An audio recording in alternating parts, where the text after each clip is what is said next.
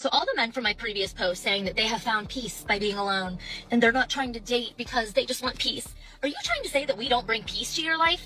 Yes. Can your girls sleep over at any guy's house or shower at any guy's house? Any? Truthfully, I'd almost rather she just. Oh, were you dating from 10 years ago? Why the you an adult now? 10 years ago, are you an adult? 3 out of the 4 girls I tried to go on dates with hit me with the same exact, and I bet you know what it is. 2 of these 3 girls I tried to take to coffee spots they hadn't been to before, and one of them I said froyo. All 3 of them hit me with something along the lines of, am I only worth froyo to you? You're not gonna take me to dinner? Why can't we have a luxury experience for our first time together? Who the f do y'all think y'all are? First of all, I'm not a trick. I dated a bottle girl. I am 2 steps ahead of all that. Second of all, if you were serious, your priorities are so fucked up. You're looking for something and not someone. And when you fall in love with something instead of someone, that's all the relationship becomes. If you start with luxury experiences, all they're ever going to want is luxury experiences. My ex. And eventually they're going to hold you to that using lines like, oh, you haven't taken me to dinner recently. That's why I haven't shown as much affection. Mind you, you've done it more and more and more and more since the relationship started, because she keeps saying things like, oh, well, we've only gone to dinner once this week. Of course, I'm not really like feeling too courted right now, so I'm really just not in the mood. We'll start using those things against you. Because why would I sign myself up for over an hour of time with somebody I don't know? I'm trying to get to learn, but it has to be this whole, like, I'm trying to impress you, dinner, wine. Like, why would I do that? A lot of girls online are like, oh, well, you gotta be yourself. Just be yourself. You know what isn't myself? Paying for some butt. Because that's what it feels like when you're all like, you're not gonna take me to dinner instead of going to do something cute and fun where we can both get the out of there if we don't like each other. What I'm saying is, if you're looking for like transactions, like financial benefits within dating and relationships, you're gonna be single forever. Somebody might court you for a couple years. Oh yeah, here's everything you want. Oh, your skin's not tight anymore. I'm gonna take my money to the next 24-year-old girl with. Stop this right here. This is the part nobody wants to say out loud. You'll hear people scream about how dating has become too transactional, how everything feels like a negotiation, how romance is dead. But here's the twist. A lot of the same people complaining are the ones who built the marketplace in the first place. Before we dive in, drop a comment. Are modern men more delusional, or is it the ladies? Hit like and subscribe so you don't miss what we expose next. Now, let's really talk about it. They'll gladly participate in transactional dynamics when it benefits them. If he pays for the dates, covers the bills, upgrades the lifestyle, funds the soft life, suddenly it's not transactional. It's knowing your worth. It's being treated properly. It's dating intentionally. But the moment a man says no, the moment he sets a boundary, the moment he doesn't agree to finance a fantasy, now it's oppression. Now it's men are intimidated. Now it's a character flaw. That's not about principle. That's about leverage. See, a truly non-transactional mindset would reject the entire premise. It would say, I don't want my affection tied to resources. I don't want my access tied to provision. But that's not what we're seeing. What we're seeing is selective outrage. As long as the exchange flows one way, benefits flowing in, everything is fine. The second the exchange requires reciprocity or hits resistance, it's a crisis. And this isn't just a dating issue, it's cultural. We've normalized the idea that relationships are strategic plays, status for beauty, money for attention, stability for youth, protection for loyalty. Everybody knows the unspoken contract, but nobody wants to admit they signed it. So when one side enforces terms or renegotiates, suddenly it's betrayal. Here's the uncomfortable truth. If you enter relationships viewing people as utility, access to lifestyle, clout, validation, financial security, you can't be shocked when someone else evaluates you the same way. And let's be clear, this goes both ways. Men do it. Women do it, but the outrage tends to be loudest when the leverage shifts. When a man says, no, I'm not funding that. When he says, no, I need more than just vibes. When he says, no, access to me requires standards too. All of a sudden, he's the villain. Why? Because boundaries expose entitlement. If the dynamic only works when one side never says no, it was never about love, it was about control.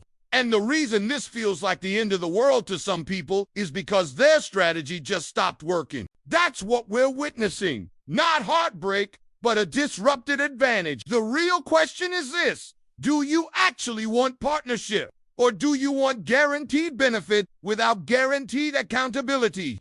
Because those are two very different things. Leadership. But don't just like boss me around, you know? Like lead me. Lead me when I'm in the mood. Is he someone that's your type?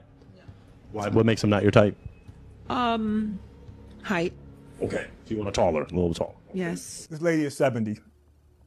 70. She is 70 years old. Still talking about height. When does this stop? When? When does it stop? When? When does it stop? If I plan all the dates that me and my man go on, and I plan all the trips, and I plan our future, and I plan everything that we have going on, and all he has to do is hand me some money or hand his car to me, what has he done as a leader? Because in a relationship between a man and a woman, the man is the leader. The mental gymnastics here deserve an Olympic medal. Think about what's actually being framed.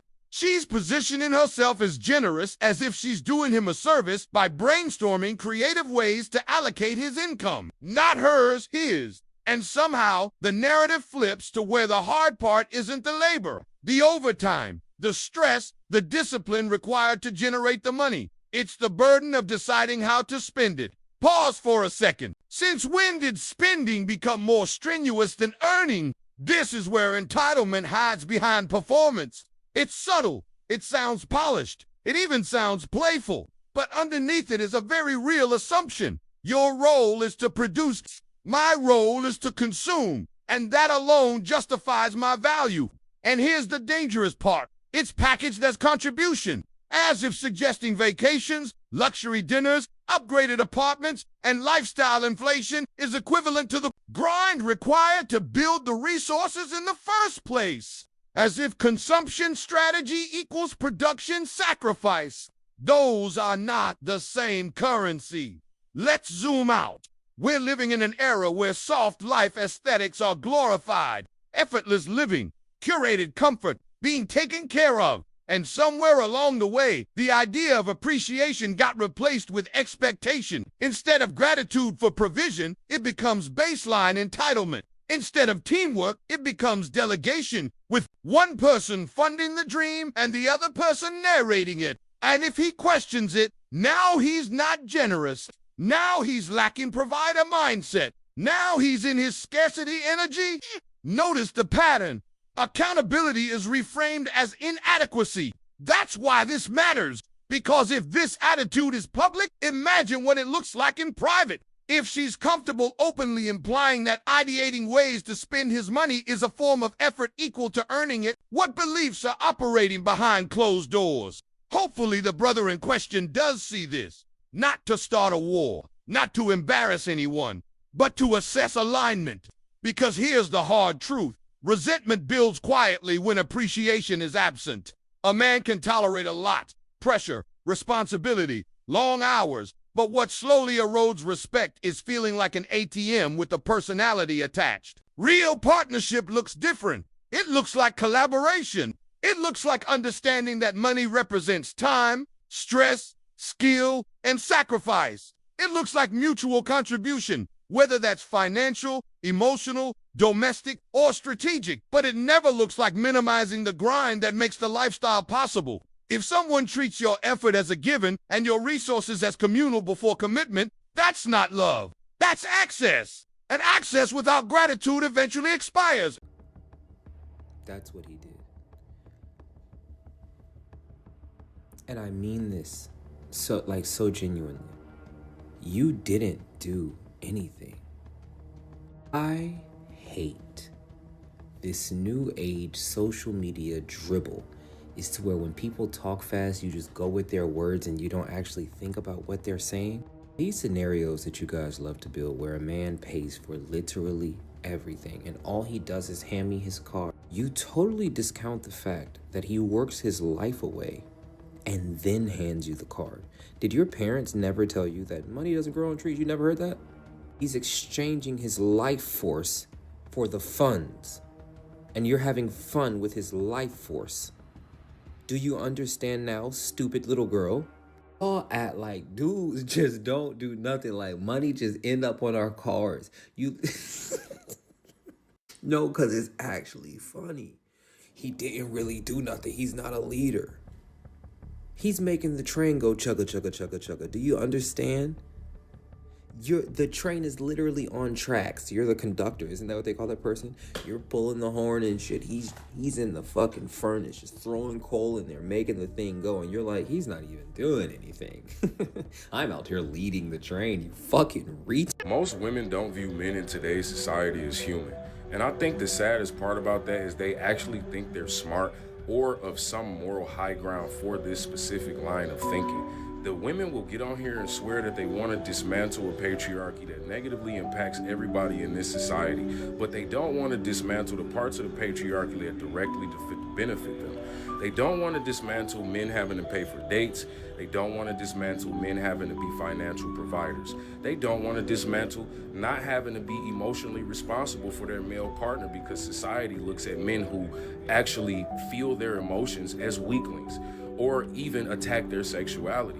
So most of these women are too ignorant to realize that they're directly participating in the patriarchy that they hate, or at least they get online and pretend to hate to seem like they have moral superiority for their own egos. You better pay attention to me tonight. I'm so sick of this. Oh my god. Touch a boob, buy a drink. I mean, it's like very simple. She's so mad. Okay, why is she mad? Well, because she got all dolled up. See that tight fitted orange dress, right? Did her hair, went to the nail salon, got a special little mani-pedi, you know. Maybe did a little waxing because she thought she was going to get funky that night, you know, right? And she went out and no one is giving her any time. Attractive girl. So she's like, what is going on? She goes home, she looks in the mirror, she's like, making sure. She's like, no, I look good, right? Asked her friends, like, is this look? Oh yeah, you look amazing, which they'll say even if she doesn't look amazing. But oh, honey, any guy would be just so lucky to have you. I know, right? And like, her and all her friends are just like, why? I told you, guys are tired. Guys are tired of you. They're tired of you pretending to want to take them seriously when you really just want the free drinks. They're tired of going up to you and you being like, thanks for the drink, you know, doing this game you do. Tired. They're tired of the takers. They're tired. They don't want to deal with any of that. They're tired of, oh, you know, you meet all of these qualifications, right? You know, you got all the qualifications and she's talking to you and she's like, oh, but, you know, there's this one thing. He has a boat and it's red and I don't like the color red, right? Because they feel like they can be so picky that they've got everything met, but they can just nitpick about everything, right? They're tired of you. You want guys to come up to you, change your attitude, change your strategy, treat them differently, and that's going to have to happen over a long period of time, right? It took decades to get here. Guys finally saying, I am done with you. And social media played a big part because now they go on socials and they see women talking all their crap. So they're like, oh, I know what's going on now behind the scenes. When I walk away after buying you that drink, I know you're making a fool out of me. They're like, I'm done. You're going to make a fool out of me? Honey, now I'm going to make a fool out of you. I'm going to sit at that bar. I'm going to drink my scotch. I'm not buying you nothing. I'm not even looking your way. That's what's going on. Change your attitude. It's going to take a long time for guys to feel like you've changed genuinely, and then you'll see. But for now, especially in the cities, guys are just sitting back with their drink and they're just letting this drama unfold. It's hilarious. It's like, you know, they're frazzled cats. Let's slow this down because this one cuts deeper than people realize. When someone says attention is like oxygen, they're not just being dramatic, they're describing dependency. Oxygen isn't optional, it's survival. And when validation becomes survival, that's no longer confidence, that's compensation.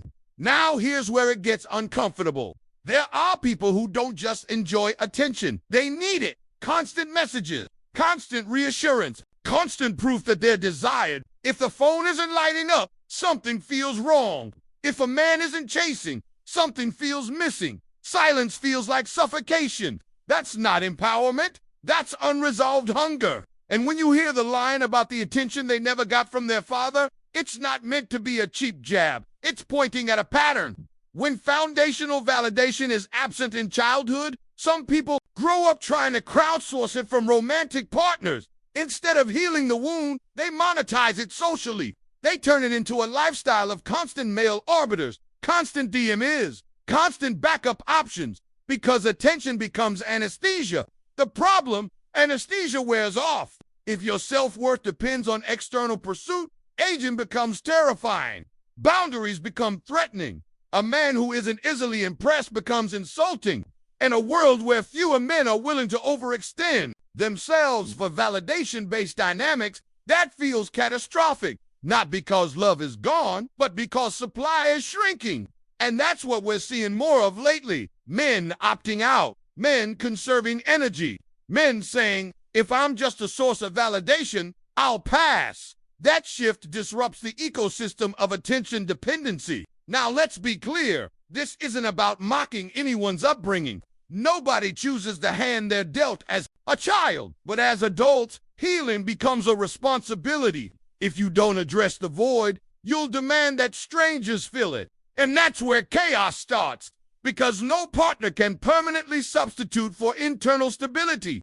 No amount of compliments can replace self-respect, and no number of orbiters can compensate for unresolved insecurity. The real flex isn't being able to attract attention. That's easy in a hyper-connected world. The real flex is not needing it to breathe. And when a man cheats on a woman, the response is always, there's no excuse for cheating. How could he have cheated on her? She is so beautiful. She is so gorgeous. Has he seen her?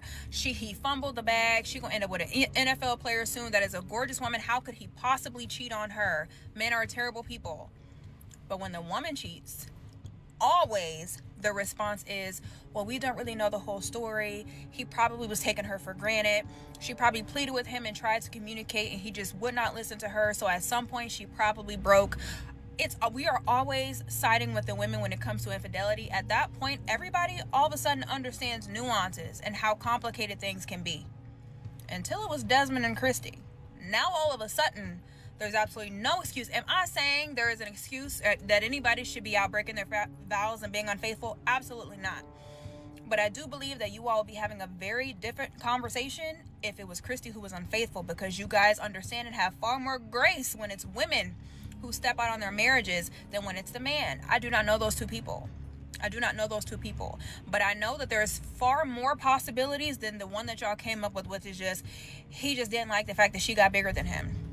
Maybe he got tired of having to perform, maybe having to always look a certain way, or always be the one who is the butt of the jokes, or always be the one who it appears to be disrespected for the sake of content. Maybe. I can't say. Don't know. All I'm saying is I just think it's interesting that everybody is so quick to vilify that man for stepping out on that marriage after requesting a separation.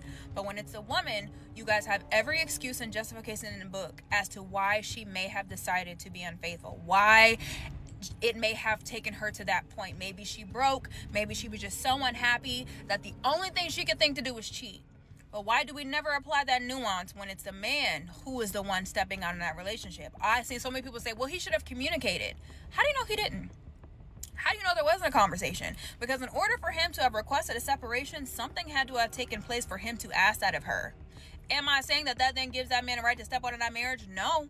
All I'm saying is apply that same amount of grace and nuance to all the situations, and not just when the woman cheats.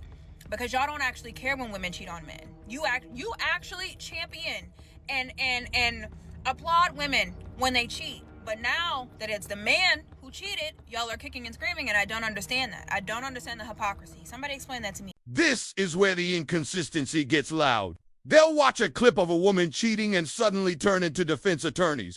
She was neglected. He wasn't meeting her needs. She must have been emotionally unfulfilled. Context, nuance, trauma, stress, you name it. Every mitigating factor gets deployed. Then the very next clip shows a man cheating. And now it's simple, clean, absolute. There is no excuse for cheating. No nuance, no exploration, no emotional backstory. Just a verdict. That's not moral clarity. That's selective empathy. And this is how double standards operate in real time. The principle doesn't change. The protagonist does. When the person doing wrong belongs to your in-group, you search for explanations. When it's the out-group, you deliver condemnation. It's not about ethics. It's about allegiance. Now, let's be precise. Cheating is betrayal. Period. Male or female. You either believe commitment matters or you don't. But the second your standard bends depending on who's on trial, you're not defending morality, you're defending bias. And here's why this matters culturally. When accountability becomes gender-dependent, Trust erodes. Men start to feel like they're judged by a harsher metric. Women start to feel entitled to contextual forgiveness. Both sides grow resentful. The conversation shifts from what's right to who gets protected. That's a dangerous shift because hypocrisy doesn't just weaken arguments, it destroys credibility. If someone can contradict themselves within 30 seconds and not even notice, that's not a logic issue. That's identity attachment. They're not evaluating behavior. They're defending a narrative. And no, it's not something in the water, it's something in the culture. We've normalized moral relativism when it benefits us. We've turned principles into tools instead of standards. If it helps my side, I'll expand the gray areas. If it hurts my side, I'll enforce black and white rules. But integrity doesn't work like that. You don't get to say there's no excuse for cheating only when it's convenient. Either betrayal is For a relationship to be good and healthy and happy and in love, okay, the man has to love the woman more. And I will not be taking notes on this. I won't be elaborating. There will be no discussion because it is a fact. He also needs to be a little bit scared of her. She doesn't care what you have to say, Jim, so I guess maybe we skip it because she's not taking any just notes. skip it. No discussion. Yeah, she looks like she's crushing it out there. So here's what I will say. If there was a way that every woman on TikTok or Instagram who did bird hands in a video could just spontaneously combust and vanish from the universe, I think we'd live in a better world. That whole listen, can I tell you something? This is and she did bird hands like 4 times. Clock it, instantly, clock it, you Jim, just clock have the to T. know that if somebody does bird hands, stop. Just stop listening. Stop listening to what they're saying. What their messages can be summarized as men are awful.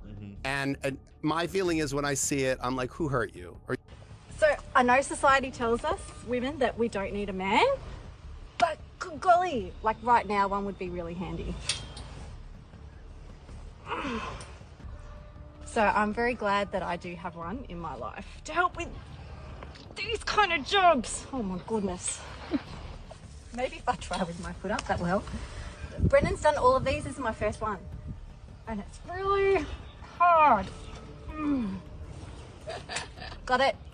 Got it. That hurts.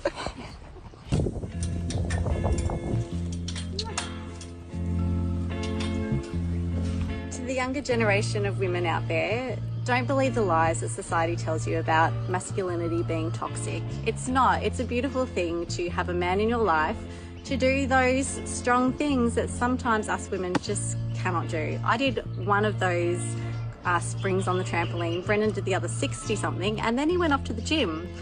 I love that we are created differently and we complement each other, and I absolutely love having a man in my life. So don't believe what society is trying to tell you otherwise. And this is where we wrap it up. If this hit a nerve, that's probably because you've seen it play out in real time. The entitlement, the contradictions, the selective accountability. None of this exists in isolation. It's part of a bigger shift happening in modern dating and relationships. If you enjoyed this breakdown, I promise the next one goes even deeper. We're not just reacting, we're connecting patterns, exposing inconsistencies, and calling out the cultural habits that keep people stuck in cycles they claim to hate. Click into the next video. Let's keep pulling back the curtain. I'll see you there.